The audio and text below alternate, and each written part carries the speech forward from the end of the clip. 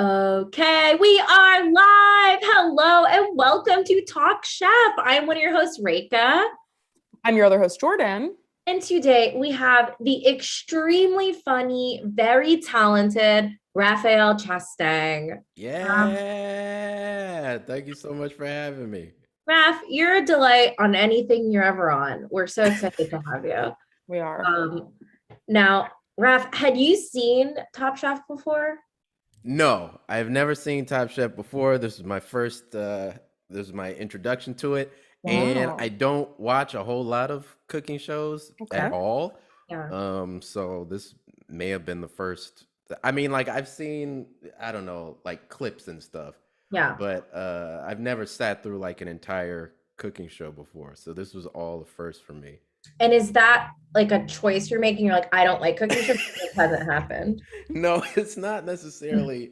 No, it's not really an active choice, I guess. Like I'm not averse to it. As soon as you told me about it, I was like, yeah, that sounds fun. Yeah. But yeah, I wonder if I'll keep up with it. This episode was like, I didn't realize there've been so many. Is Top Chef still going on? Oh yeah. Oh, right. Oh wow. I did not realize. We just wrapped season 18. Jordan and I. Reka and I personally. Yeah, and they're doing season 19 in Houston sometime this year. That's so crazy. Right? That's got to be like about the same thing as American Idol or something. Like they've been around for forever, since like the beginning of all of this. One of the first like cooking competition shows in America, I would say, because it was like during that dawn of like Bravo TV coming out. Right. And Bravo was still trying to find their footing of like what they are. Yeah. I think Top Chef really doesn't fit with their branding anymore. No. At all. Or at least not when I think of it. All I think is Real Housewives. Yes, absolutely. I'm so sad that you've never seen an episode before and this is the episode you saw. People are already calling it out in the chat, but It's a bummer of an episode. I hated this episode. It was awful. I also want to give. Yeah, go ahead, Ross. No. I was gonna say, as someone who doesn't watch, like I'm glad that this was my first episode because I wasn't bummed by it.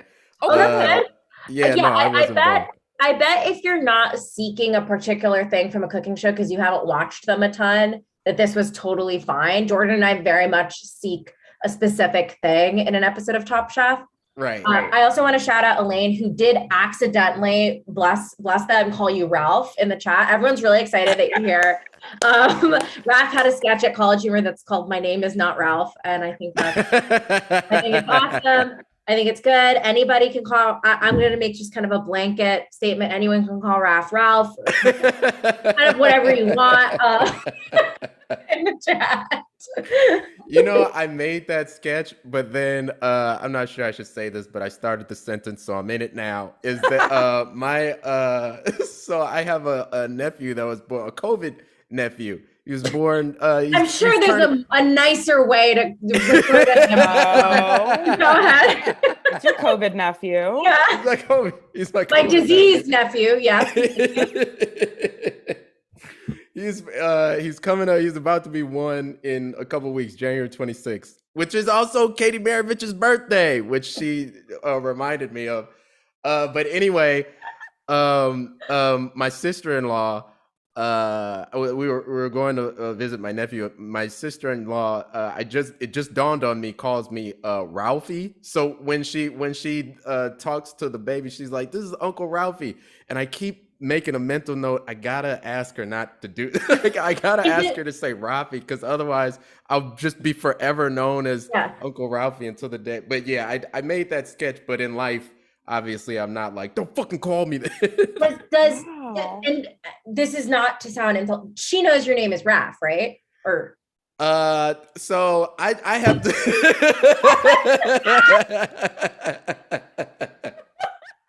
So this is the thing, you know. I mean, it's an age-old problem where you let something go for so long to where I don't know, but I know that somehow I got to figure out how to nicely broach this. It's my fault that I let this get. Why hasn't your brother said anything? It might be on sibling to be like, hey, My brother's name is something different than what you're saying. That's really funny. Yeah, I gotta. Yeah, maybe. Wow. Yeah, that might be the way to go. I'll just ask my brother. Yeah, Text him like midnight in a cold sweat. Hey, can you tell your wife my name isn't Ralph? We're just gonna wake her up and double check.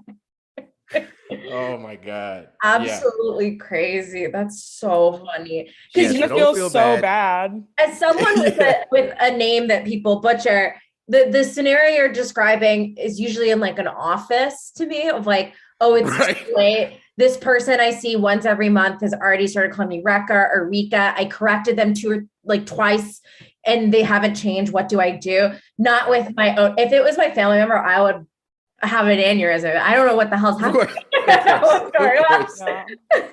I do have to say the only time that someone got my first name wrong, which is Jordan for anyone who doesn't know.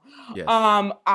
I met the singer Joss Stone, if anyone remembers her. She was like a cool, she had like one pop hit in like the early 2000s, but she was like a cool hippie woman. And I like randomly met her and I was like, oh my gosh, this is so exciting. Can you sign this? I wasn't even like that big of a fan, but you know, you're a child and you're overcome. And I asked her to sign this thing for me. And when I got it back, it said, thanks for being a fan, Gordon.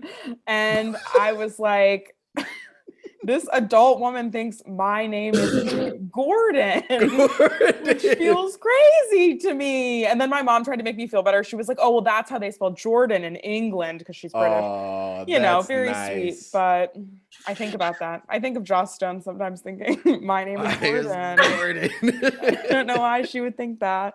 That's so funny. Yes, wow. That is a very funny mistake. That absolutely rules. Well, Raph, we're so happy to have you here. Yeah.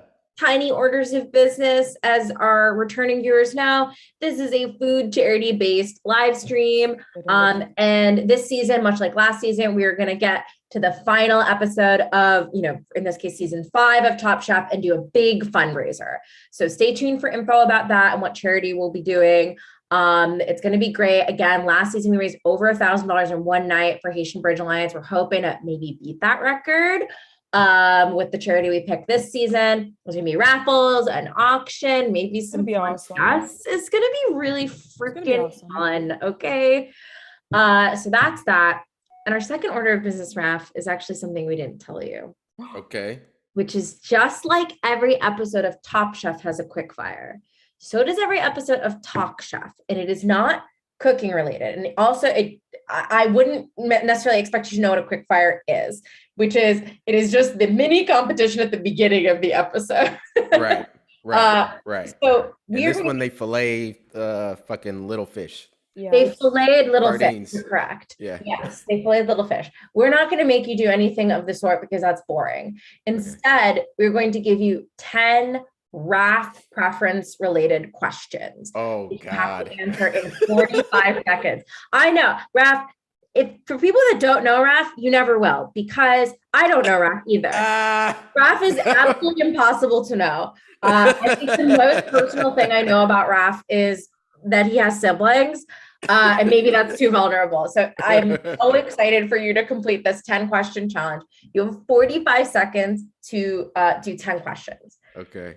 And now if I know you, Raph, you're kind of like, fuck you, Reka, fuck you, Jordan. No. I'm going to half-ass this. This sounds like bullshit. I'm walking. I'm very interested in what the questions are. No, Raph, I know you. You think this sucks. Let me tease you with some prizes.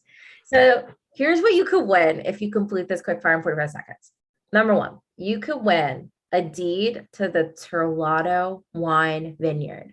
Ever heard of it? No, I have not. That makes sense because no one's ever heard of it. It's a wine that's sponsored between 1 and 30 seasons of Top Chef. And it's impossible to buy. Reka and I have tried. And the people that have tasted it, that have been on the show, like former Top Chef guests, say that it's disgusting. Interesting. Okay. So I could win that. The deed.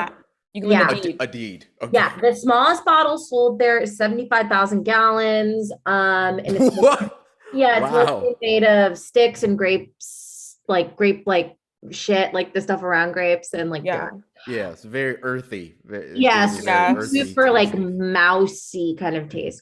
So you could win that. But you can also win your own personal suite of GE appliances, just like you see on the show, because hi, they're broken. So you'll win an oven that doesn't get up to temp. You'll win a fryer that doesn't get up to temp. You'll win a refrigerator that doesn't close, just like you see on the show. Just So like the show. all of that could be yours, Raph. Unbelievable. Unbelievable, right? How Yeah, did you that's snag that? So, Raph, I'm going to start a timer for 45 seconds after Jordan finishes asking question 1. Are you ready? I'm ready. Okay. What is more impressive, mastery of flavor or mastery of technique? Technique. What's your favorite fish to eat? Oh, sea bass. LeBernardin's food, classic or boring? Classic. McDonald's fish fillet sandwich, hot or not? Hot. Would you kiss Eric Repair? No. Are you good at copying someone else's work? No. Do you prefer fancy restaurants or holes in the wall? Holes in the wall.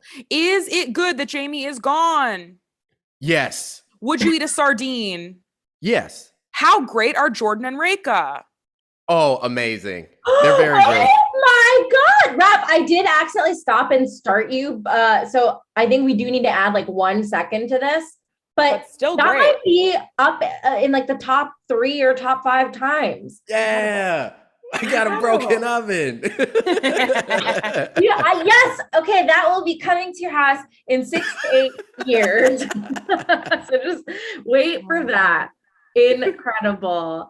That was absolutely beautiful. I do need to know why wouldn't you kiss Eric Repair? I was just about to say, I would not kiss Eric Repair, or is it Repair? Yeah. I would not kiss the chef because Leah would murder my ass. I'm pretty sure she's in love with him. She wants to kiss him? You think? Of course. Wow. See, this I episode, think the bad technique if you want to kiss him by not cutting the little fish. That's true. She just there was more in this episode than you guys were giving it credit for. I'm telling you. Yeah. You peel back the Claritin filter. This episode is absolutely fucking filthy and stinky. Yeah, I'm Raph, please interject with a footnote about like the filth we didn't see or like whatever you saw. Again, people don't believe that Raph is an absolute fucking freak, but he truly, truly deeply is a freak. But what do you mean? What do you mean? You're an absolute freakazoid. Okay. I alluded to this on Twitter, Jordan, but Raph once wrote a sketch. I don't know why. It was our job to write sketches. Okay. A Charlie Brown sketch, and the opening stage direction, it's like interior Charlie Brown's bedroom, night. Charlie Brown, parentheses, fully clothed, sits on his bed. Right. So immediately we were all like in tears laughing. We're like, why did you write? It's gotta pay off. Just so you know. Okay. We're like, okay, it must be one of those things like Charlie Brown, like wearing a red glove or something. Like, it's gonna come into play. Had absolutely no bearing on the sketch. I have not the slightest remembrance of what the sketch is about. There's no bearing. And then we're like, why did you write that? And he was like, so that you would know he's wearing clothes. We're like, I assume he's wearing clothes. Just want to be clear. I'm a clear communicator. That's one thing everybody says about me. Wait, whose dog is that? That's my dog. That's I'm yours, sorry. Turn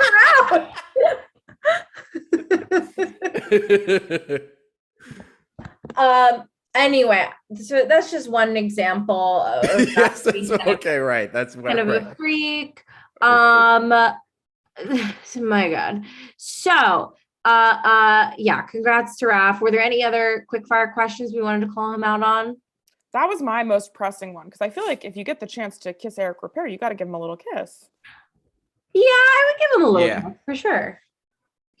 But just make sure Leah's not there. That's so funny. I want to hear this whole backstory that you perceived.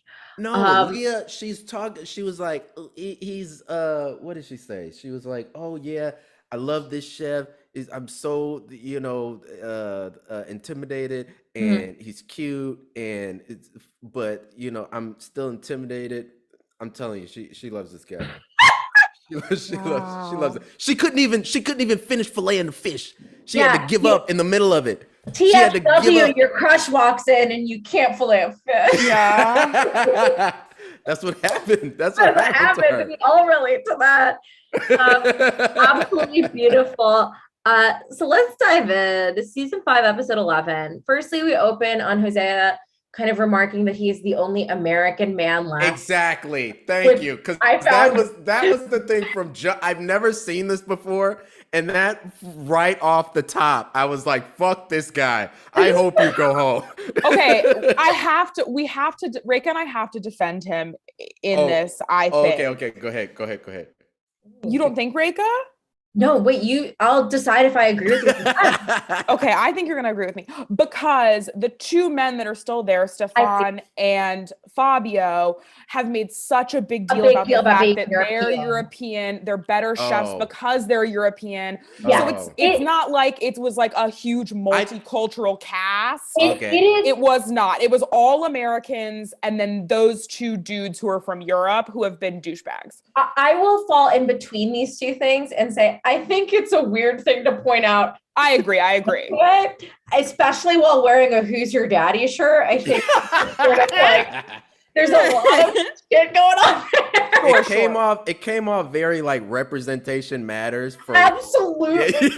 Absolutely. It's like, oh, thank God. Because I'm like, okay, it's like 2010 and you're like, hey, I'm the only white American chef. I think almost exclusively the show has been white American chefs. Yes. So it's still goofy to say, Who's Your Daddy shirt? Maybe we should sell that as merch for ourselves. Yeah, we could. He also wears an I Heart Padma shirt for a lot of it, which seems a little pandering maybe. But I agree. But yeah, that guy, he's zeroed in on the t-shirts. He's using up all the real estate of because obviously you can't wear like logos and stuff. So instead of a blank t-shirt, he's using up all the real estate he can to get his message out there. To get a message out. Like if they're not gonna let me talk on camera for 24/7, at least I can put my messaging and my vibe out. Yeah. Sure. That's a good lesson for us all. Nice. I don't like him, just to be clear. I just think the comment makes more sense if you've seen the rest of the season. With more context, of course. Yeah. Of course. But I don't like him, to be clear. I think he's weird and I'm not like, I just have to put that out there. I am sure everyone has improved after 10 years time, etc. In this season, not a fan. Okay. Go ahead. The name Hosea strikes me as interesting because I also have an issue with his parents. Because why, Raph? Tell us. Because the name, it's a biblical name. Hosea is a prophet who he's a cuck. He was a cuck for Christ. So for those who don't know, Raph went to Bible school. This is official shit that you learn at Bible school. No, he's a cuck. Famously, he's a cuck. Like in 101, do they kind of see that? Yeah. You go through all the cucks.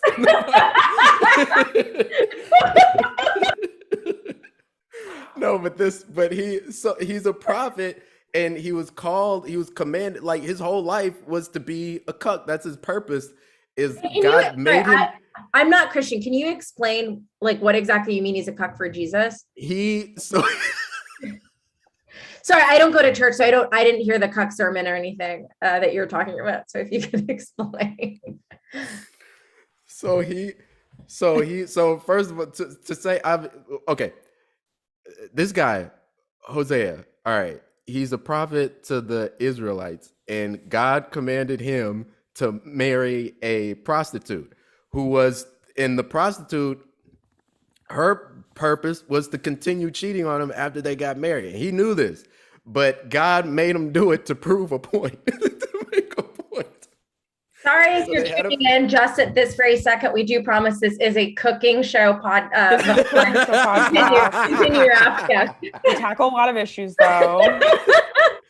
Continue. So I don't understand why you would name your kid that. Yeah. Okay. That's fun. Yeah, I didn't know. I knew it was biblical, but I didn't know the context. Yeah, he had a horrible life. This guy, I don't know how he didn't. Yeah, he had a terrible life. Wow. Okay. Just to make a point. Yeah. Wow. That's so funny. Amy in the chat says, he's that dude? And Christine thought you were saying that he was a cook for Jesus. Oh. And has now realized you said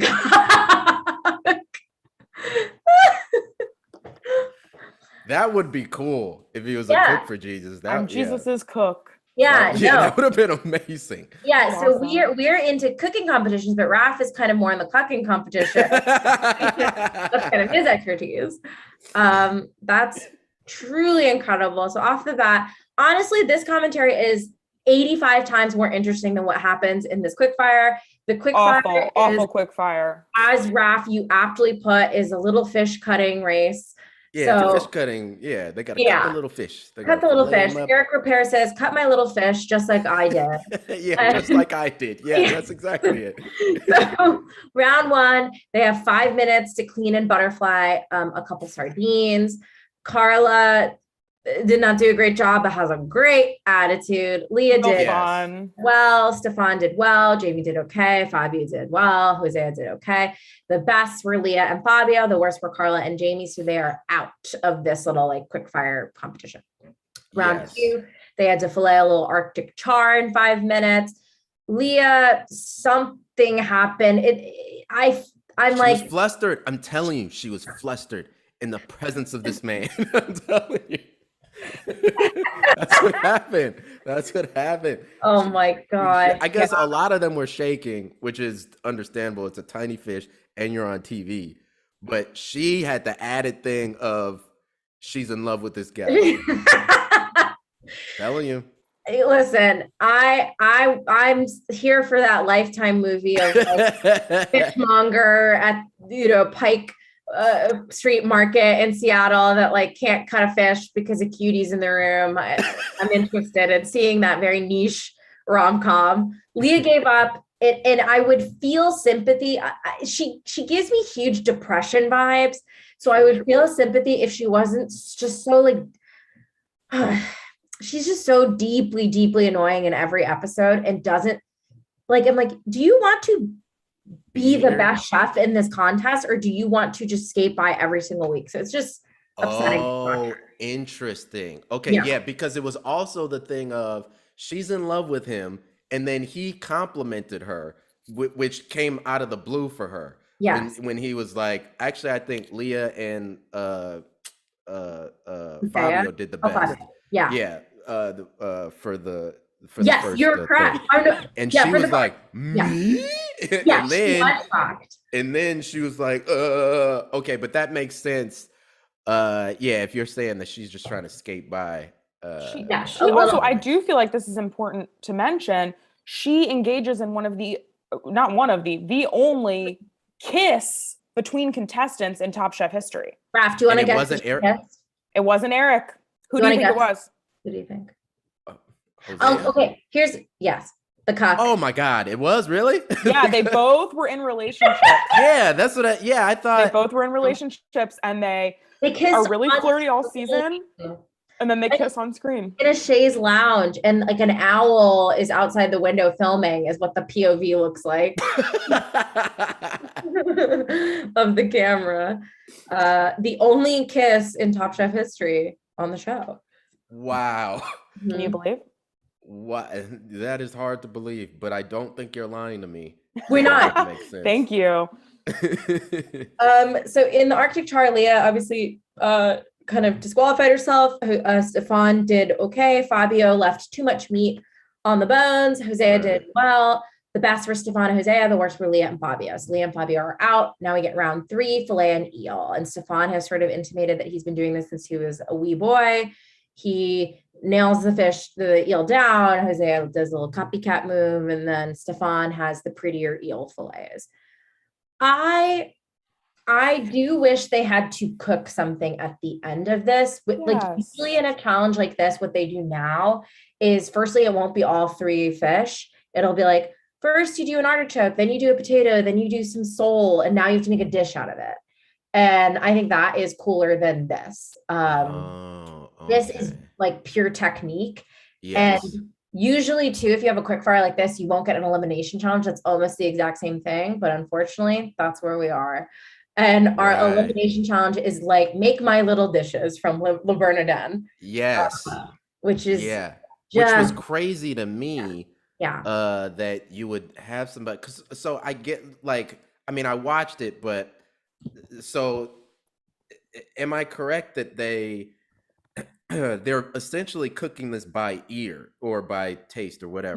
Yes, so they have all the ingredients they'll need in the kitchen, but they don't have the recipe at all. No. Yes, they have Eric Repair kind of coming by to give them like kind of one little like review, on if they like make a little tasting sample for him. Right. But yes, that really wouldn't be enough for me. Like I definitely would need more than that. And the one lady is like a sous chef.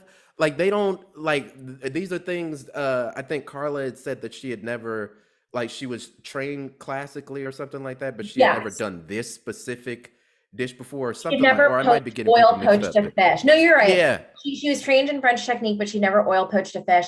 And yet she's the one that like impresses him. Yeah. Like Carla is, spoiler alert, incredible. She fucks rules. She's one of the best people in the entire series of the show. Yeah. Well, she's the perfect combination of person for this show. Like she's the perfect contestant as a chef and also a former actress or model, or aspiring actress or model. Like her background with the chef thing, like that combined, and then the humor element that she's able to she's got kind of charm in her.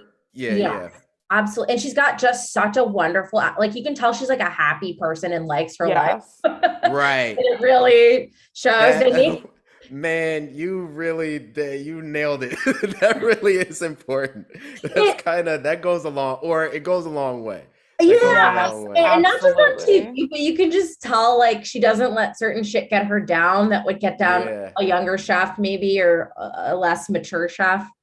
They bring in her husband in another episode, and they are so sweet together. And they met like later in life on Match.com. And they both just so clearly were like really themselves. And then they met, and then they were like perfect together. Do you know what I mean?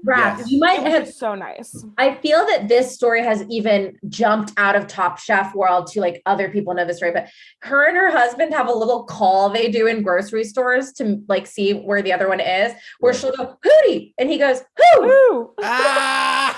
It's really cute. They're just truly so cute. Wait, where are they? Do you know where they're from? Are they like from Louisiana or something? They're from the South. They're from the South. I think she's originally from Tennessee or something. She actually, shout out to Carla's cookbook, one of the best cookbooks I own. I think it's called Carla Hall's Soul Food. And it's a lot of really like fairly simple recipes for really awesome food. And if you're a vegetarian, she's great at pointing out like soul food is based in vegetables, but people don't remember. And I recommend buying the book. Wow. I get a lot of soul food is vegetables, huh? Yes. Well, because she brings up, it's like enslaved people did not have fancy meats to cook with. They're cooking with things that are available. So this is like the basis of soul food. Now we're getting, hey, this is a comedy show.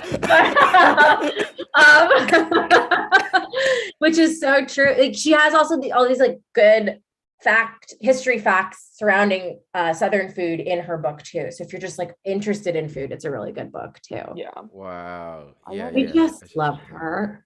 So much. Incredible. Go ahead with the eel thing. I did think it was interesting. When is it Stefan or Stefan? Stefan. And he's like, he goes, eel, that's what we do in Germany. Like that's the thing Germany's known for. Like that, when I think of Germany, that's the first thing I think of is eel. I would have never put that together. It is, he is very good at cooking that like sort of Scandinavian, German kind of smoked herring with plums or whatever. Sorry if there's Scandinavians in the chat. I have not ever really eaten fish, so I don't know. But that's like his like vibe. Right. Yeah, he can like make a piece of fish and put dill on top of it and like do it perfectly. Yes, exactly. Okay, beautiful. I literally, so I'm reading the chat and I thought Jason said I was on the toad. And I was like, I am? What's the toad? Cool. So anyway, they eat 6 dishes at Le Bernardin. And apparently they're all simple and amazing. And they're all fish. Hashtag fish episode. Hashtag fish. Hashtag fish. If you like fish, drop it in the chat. Or if you've eaten fish, drop it in the chat. So it's kind of boring to go through these because Raph, we normally do like does this dish sound good? Thumbs up, thumbs down thing. I'll still do it, but they didn't make these, like they did recreations of Eric Repair dish. So it's not like, I don't know what we're critiquing here, but I'll go through them. The 6 dishes. Jamie did not like the, whatever it was, the black something, whatever she got. Jamie doesn't like anything. Oh, she doesn't like it. See, that's why I said she can go. I think you asked me if I was happy if Jamie got eliminated, and yeah. She clearly, it was time for her to go. I don't know, and then I don't know if I should say this now, like towards at the end when she's in front of the judges. And she's like, yeah, well, my dish, I actually didn't think, it wasn't my favorite when we tried it from the taste testing or whatever. How can you say that to their face? Yes. Of course I'm going to eliminate you. And I'm like, this is where the Carla Hall mentality serves you. Yes. Carla is not trying to be like, I have to love every single thing about this dish. Right. She's like, what did I taste? What made it good? Yeah. Let's go from there. She's like looking at, and not in an effortful way. It's just her like personality. She's just like, and I think that is so good to have in a competition where you're not going to always get to cook the exact thing you know or want. Whatever. Yeah.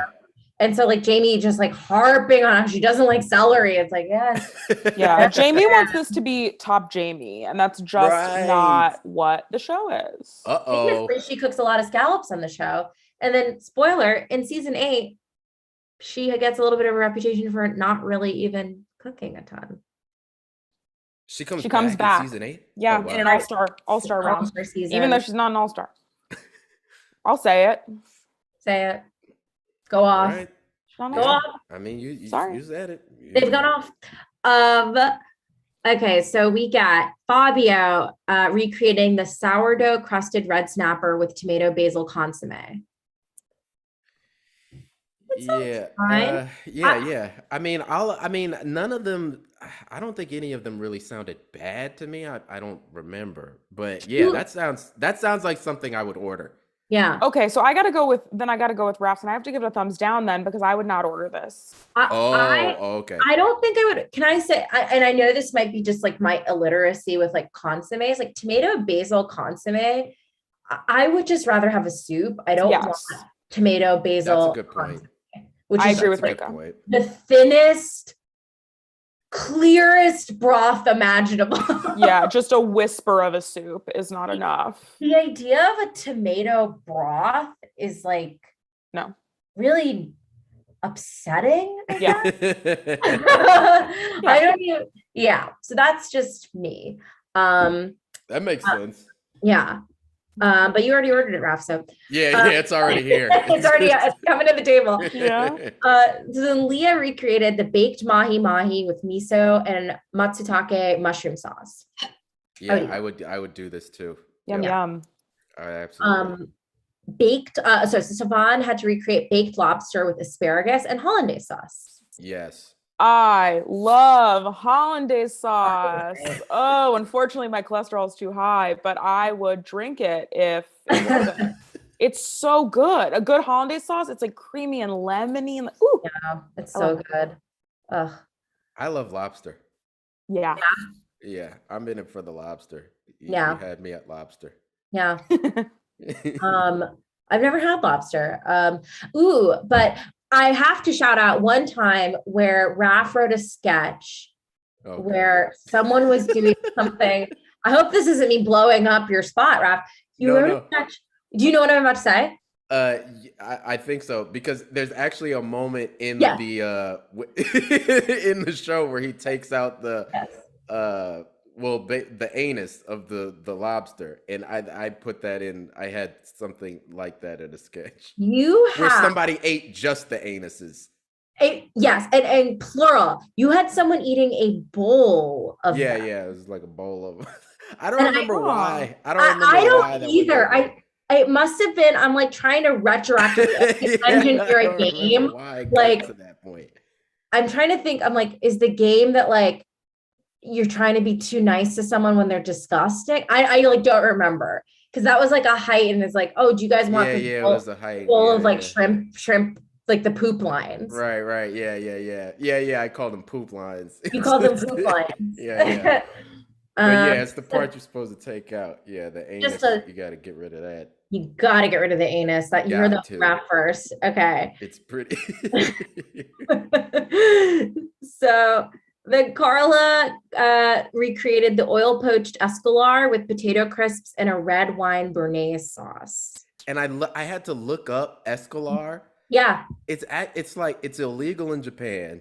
Oh. And I think in Italy too. I didn't know that. Apparently, because of the side effects that it can potentially have, that it'll give you it'll mess up it'll mess you up. It can mess you up. Because it's so oil. I mean, I just did a quick Google search, but I guess there's so much oil in the flesh that it can and it doesn't digest. Like your body doesn't digest that oil necessarily, so it kind of just runs through you.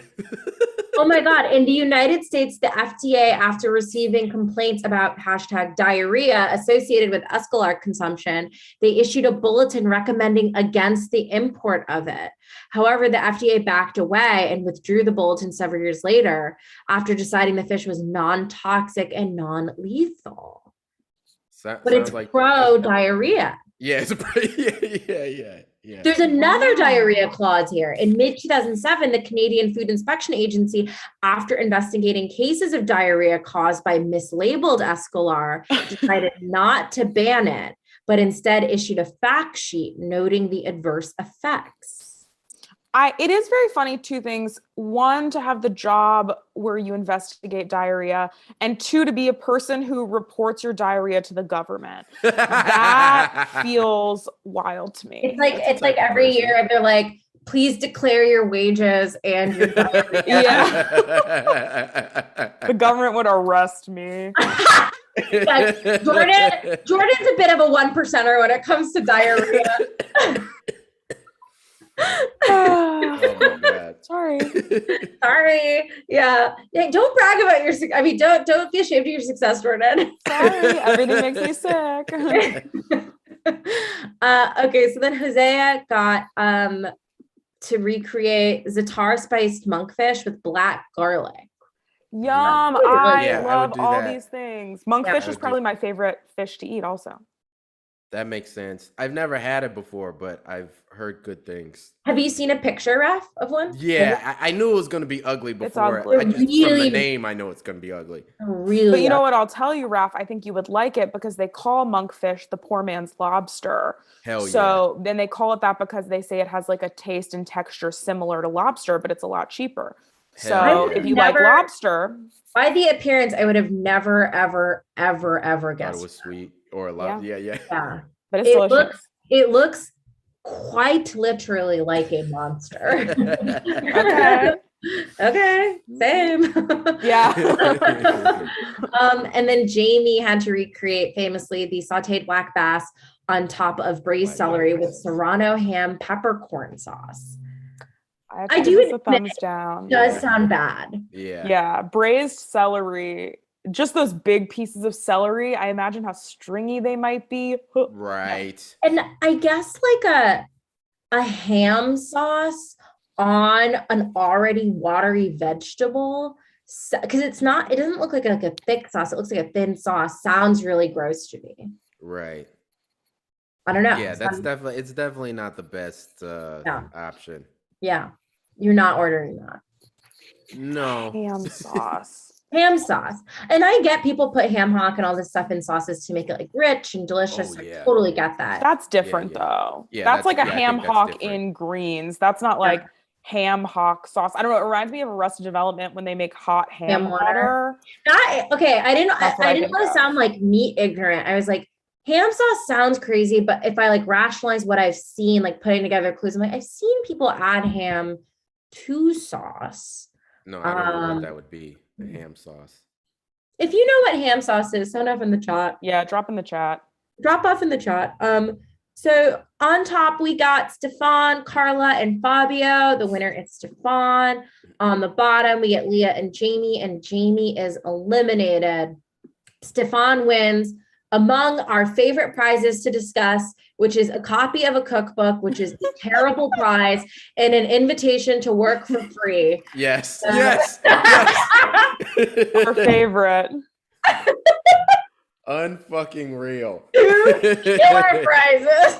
It's so funny because Rake and I talk about this a lot, but sometimes they will be like, you get 2 tickets to go to Thailand for a month, all expenses paid, hotel rooms, first class tickets. And then sometimes they're like, you get an unpaid internship in my basement. Yeah, an assigned cookbook by Rachel Ray. Yeah, called Water and Stuff. Yeah. It's so funny. I mean, they never show it, obviously, but I would so love to hear the discussion of the prizes behind the scenes of just I'm sorry, I cooked a dinner for 300 people and received a cookbook. You made like a fucking sandwich. And got a car. Yeah, and got a fucking car. Truly incredible. So yeah, I mean, I think we know what we all thought, but what did we all think of this episode? Yeah, I mean, my takeaways were Leah is in love. Leah has found love. And I love that. Jamie had to go. Stefan, you know, the person that I got the least from was Fabio, I think, as far as like a read on him, kind of. He has that conversation with his wife, but I don't remember what that was about. I know it was in Italian, and then yeah, that's basically all I remember of him. I know he's got the spiky hair, but I won't hold that against him. It was 2010s. We all had spiky hair. Sure. Did you? You should have seen me. My hair was so spiked out. No, not at all. Another fun fact about Raph, I would be remiss not to share, if you're speaking of Raph's past, is maybe my favorite fact about you. Okay. That you don't even seem to remember recording a Christian rap song when you were yeah, no, I know. I don't remember doing it, but I did it. I did do it. You did do it. I have played that for multiple people when you are not present. I think it's incredible. You're a storied person. I think this episode is boring. I think it's forgettable, except for the braised celery, which sticks out in my mind because it was such a big deal. I think it's bad and I don't think they repeat this, at least very much, have to like recreate My Little Thing challenges in a row. Yeah. Right. When the quick fire and the elimination challenge are the same, it's wrong. It is wrong. I think that is wrong of them to do. I need them to be distinctly different. Yeah. Because I need some meat on those bones. What am I supposed to do with just one long thing that feels all the same? Yeah. And it is a bummer to me as someone that doesn't like to waste food that the fish maybe doesn't get thrown out, but I'm like, you just like fillet all these fucking fish and like do nothing with it. That's true. That sucks to me. I'm sure there's somebody that works on the show though that's like me that would be like, hey, can I take these fish home? Right. But then you got to work the rest of a 10-hour day, and then I put them in my car and put them in your pocket because they're tiny. Yeah. Incredible. Well, Raph, is there one of these dishes you would like? We normally like to ask, like, what would you have made? But this is not a challenge that permitted you to. Is there a type of fish? Because this was like truly wall to wall, ceiling to floor fish. Yeah. Is there one fish? It seems like lobster, but you can correct me if I'm wrong, that you would have gravitated towards, and what would you have made with it? Yeah, it would have had to have been lobster, even though I've never made anything with lobster before. So that's okay. Pretend you have all the cooking skills in the world. What's your favorite lobster dish? You know what? Maybe I would do. Maybe I would do like a lobster bisque or something.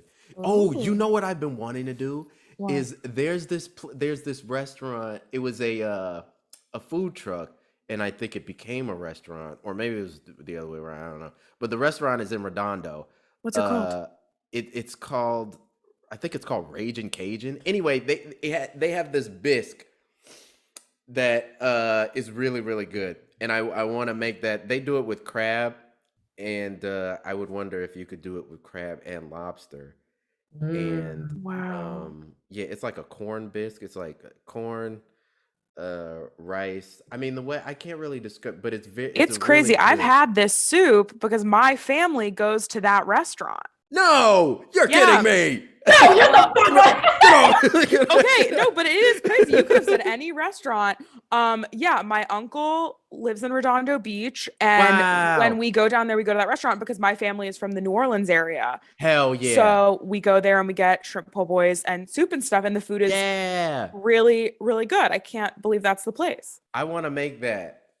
I love that. I would try to make that. Yeah, Ragin' Cajun. I love that place.